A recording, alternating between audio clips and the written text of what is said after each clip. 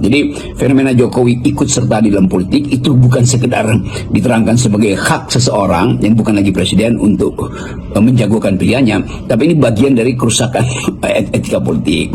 Ya, saya tahu bahwa nanti akan, ya kenapa sih mesti protes kalau Jokowi ikut? Bukankah dia bukan lagi ketua atau presiden? Jadi nggak ada hubungannya antara kekuasaan Jokowi dengan dukungan dia pada seseorang yang di Jawa Tengah mau jadi gubernur, di Jawa Timur mau jadi gubernur, di Sumatera mau jadi gubernur.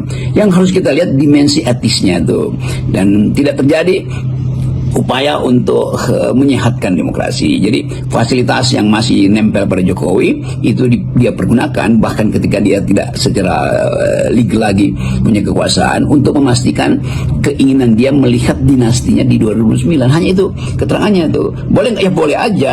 Tetapi sekali lagi prinsip-prinsip yang kita ingin kemukakan bahwa kita memerlukan banyak tokoh yang harusnya jadi guru bangsa, jadi pandito, jadi apa yang disebut sebagai pemikir peradaban. Kan itu yang nggak terjadi. Jadi setelah berhenti jadi presiden, Jokowi justru jadi politisi, bukan jadi negarawan. Jadi kelihatannya itu tuh, dan kapasitas Pak Jokowi makin lama makin terlihat tak bermutu tuh, karena harus dipastikan si ini bertemu lalu dipotret seolah-olah itu adalah akan berakibat pada elektabilitas. Saya kira justru terbalik itu. Semakin banyak orang yang merasa bahwa Jokowi masih memanfaatkan feodalisme, masih memanfaatkan yang disebut sebagai belusukan, masih memanfaatkan BLT yang walaupun bukan dari negara tapi berupaya untuk disalurkan pada publik, sehingga publik tidak belajar politik akhirnya kan. Jadi Jokowi tidak mengajarkan dalil-dalil integritas di dalam demokrasi. Kalau Pak Jokowi ingin itu, mestinya dia datang dan berpidato bahwa oke, kita harus tetapkan kembali etika politik supaya demokrasi betul-betul dilakoni secara jujur. Nah, itu yang nggak terjadi. Kenapa saya Ridwan Kamil? Karena juga rekam jejak.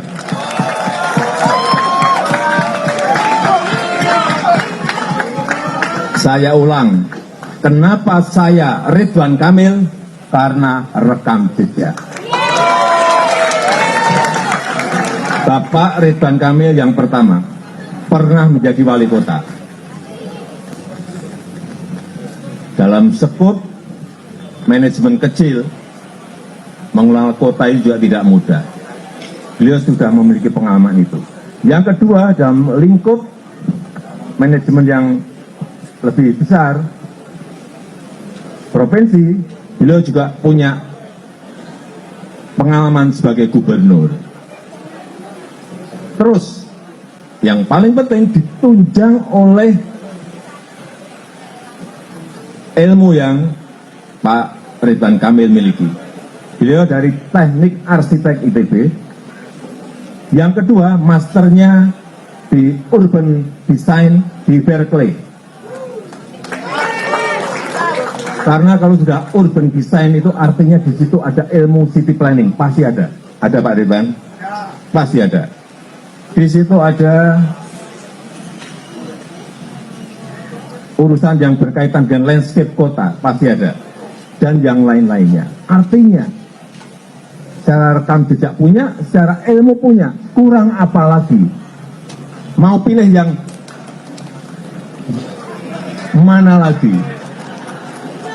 Iya enggak? Iya enggak? Kalau saya itu aja, udah. Itu aja. Sekarang tinggal Bapak Ibu semuanya, saudara-saudara semuanya bergerak dalam waktu yang sangat sempit ini. Kalau gerakannya masif, benar, semuanya betul-betul berusaha untuk kota Jakarta yang kita cintai ini,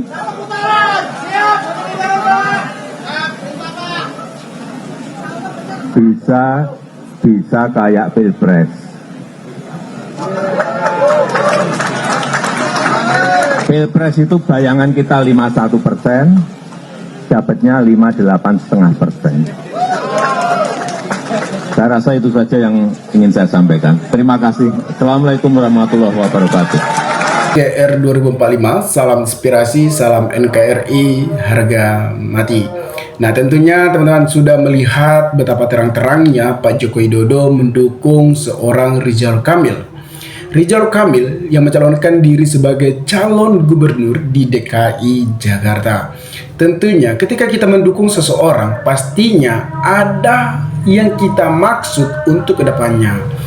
Gibran Raka Buming Raka adalah putra sulung Pak Jokowi yang menjabat sebagai wakil presiden di 2024 sampai 2029. Ini sangat menarik dan sangat bermanfaat agar kita mengetahui situasi politik yang saat ini. Jokowi kembali ke Solo bukan menjadi negarawan, melainkan menjadi politik saat ini. Bahwasannya dia sudah turun ke jalan dan bahkan terang-terangan berkampanye mendukung Ridwan Kamil. Nah, ini sangat menarik bagi kita masyarakat Indonesia. Sebenarnya sah-sah saja karena beliau bukan seorang presiden lagi. Tetapi ketika dia melakukan hal tersebut, pastinya ada feedback yang harus dia ambil ketika mendukung Ridwan Kamil. Di tahun 2029 ada nanti peluang ketika Ridwan Kamil sudah sebagai gubernur DKI Jakarta. Peluang ini disusun oleh Pak Jokowi untuk Gibran ataupun Kaisang ke depannya. Nah, tentunya kita sebagai rakyat Indonesia atau sebagai masyarakat DKI Jakarta kita tahu maksudnya. Seperti tadi Rocky Gerung juga menyinggung bahwasannya Jokowi kembali bukan menjadi negarawan melainkan menjadi politikus yang tidak bermutu. Itu komentar dari Rocky Gerung. Rocky Gerung ini adalah ilmu filsafat yang menurut saya pandangannya lebih tinggi, tetapi kita lihatlah ke depannya apakah itu masuk Pak Jokowi ke depannya, itu inter dari Pak Jokowi. Tetapi kita sebagai masyarakat tidak salah dong berasumsi bahwasannya Pak Jokowi mengarah ke situ. Saya sebagai rakyat Indonesia tentunya tidak lupa dengan kepemimpinan Pak Jokowi selama 10 tahun memimpin NKRI ini. Tentunya beliau sudah memberikan kontribusi yang sangat tinggi perubahan-perubahan yang terjadi saat ini. Tetapi saat ini banyak diperbincangkan, dikomentari bahwasanya tindakan-tindakan Pak Jokowi saat ini memang sangat terang-terangan. Bahkan seorang Presiden Republik Indonesia yang kita akui yaitu Prabowo Subianto pun banyak dikomentari, banyak dikritik oleh politik Indonesia saat ini bahwasannya dia melakukan kampanye bahkan meminta atau memberikan penjelasan atau memberikan dukungan terhadap Lupi di Jawa Tengah. Ya sah-sah saja, ini adalah seorang peran yang harus kita tontonkan. Sejarah Megawati adalah partai PDIP mendukung Andika Perkasa, sedangkan Prabowo Subianto mendukung Lufi, sedangkan Jokowi adalah seorang mantan kader partai PDIP mendukung Lufi. Nah, inilah perjuangan Andika Perkasa ke depannya. Apakah dia bisa menaikkan elektabilitasnya? Tentunya saya akui bahwasannya Andika Perkasa mampu untuk menaikkan elektabilitasnya untuk menjadi pemimpin Jawa Tengah. Begitu juga Megawati adalah seorang ketua partai PDIP bahwasannya memiliki potensi atau power yang tinggi. Siapapun nanti sebenarnya pemimpin di Jawa Tengah ataupun pemimpin DKI Jakarta, tentunya yang kita harapkan adalah pemimpin yang memiliki integritas yang sangat tinggi, memiliki pemikiran-pemikiran yang sangat tinggi. Teman-teman, kalau kita lihat saat ini memang banyak perbedaan-perbedaan saat ini, perbedaan pemandangan. Ini adalah menentukan siapa pemimpin. Ketika kita memilih pemimpin yang salah, maka salahlah yang kita pilih. Jadi jangan ceroboh teman-teman, pilihlah pemimpin yang benar-benar rekam jejaknya tidak buruk. Saya tidak tahu rekam jejak dari Lufi, tetapi saya tahu rekam jejak dari Panglima atau mantan Panglima TNI Andika Perkasa bahwasannya beliau memiliki ketegasan atau kepercayaan diri. Nah teman-teman, apa yang harus kita lihat saat ini adalah hal-hal perdebatan yang sangat-sangat minim yang harus kita ketahui dinamika-dinamika politik yang terjadi saat ini, teman-teman. Saya dengan suka dengan Pak Jokowi yang selama ini mendukung beliau sampai 2 kali, tetapi saat ini saya benar-benar sedih dengan tindakan-tindakan Pak Jokowi saat ini. Tapi saya tidak lupa dengan kepemimpinan Pak Jokowi selama 10 tahun bahwasannya pembangunan infrastruktur memang sangat-sangat mewah. Pokoknya inilah politik saat ini, teman-teman. Kadang dikatakan ini, kadang beda lagi dikatakan sana.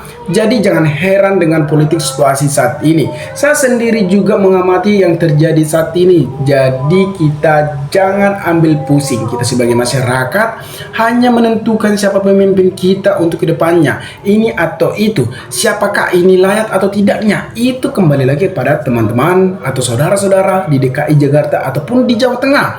Saya sendiri pun memilih pemimpin bukan hanya faktor dari umur atau faktor dari integritas atau koalisi-koalisi, tetapi saya memilih pemimpin yang benar-benar memimpin dan memiliki kepercayaan diri bahwasannya ini adalah cocok untuk memimpin NKRI ataupun masyarakat, agar kita tidak salah memilih pemimpin. Ketika kita salah memilih pemimpin, maka kita lah menikmati kehancuran, teman-teman. Kita bisa lihat rekam jejak mantan-mantan gubernur atau yang sudah menjabat di Gubernur DKI Jakarta ataupun menjabat di Jawa Tengah. Kita bisa lihat rekam jejaknya, teman-teman. Saya sendiri menyarankan untuk Jawa Tengah, pilihlah pemimpin yang benar-benar jangan salah pemimpin. Kita bisa lihat mantan gubernur DKI Jakarta, bisa lihat mantan gubernur Jawa Tengah. Kita bisa lihat rekam jejaknya, apa mereka tinggalkan di saat mereka memimpin, apakah sudah ada atau tidaknya. Maka ketika kita tidak ada melihat apa yang mereka tinggalkan, maka jangan pilih pemimpin yang seperti itu, tetapi pilihlah pemimpin yang benar-benar untuk mengayomi masyarakatnya, bukan hanya untuk memilih pemimpin ya karena ini atau ini, omong-omong. Tentunya itu kembali lagi kepada masyarakat Jawa Tengah, masyarakat DKI Jakarta. Tentunya saat ini banyak diperbincangkan mengenai tindakan-tindakan Pak Jokowi saat ini yang masih berkampanye saat ini dengan sang raja top maker turun ke jalan untuk mendukung seorang Luffy, turun dan mendukung Ridwan Kamil. Ini sangat menarik dan sangat mantap untuk kita bahas agar kita mengetahui situasi politik saat ini.